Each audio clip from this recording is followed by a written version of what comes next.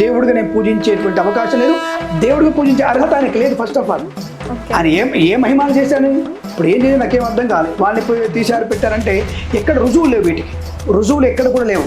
ఇప్పుడు ఆయన బాబాకి శిష్యులు కానివ్వండి, ఇంకోటి కానివ్వండి, వారికి అయినట్టుగా మీకు పుస్తకంలో కనపడుతుంది.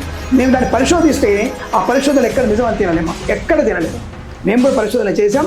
ఆ పరిశోధనలో మనకి ఆ ఎక్కడికి బూడిదలోంచి పిల్లాడు పడితే తీర్చాల విషయంలో అది ఎక్కడ మాకు కనబడలేదు. ఆ ప్రాంతానికి వెళ్ళాం, ఆ ప్రాంతంలో అటువంటి సంఘటన జరగలేదు, ఇది గ్యారంటీ.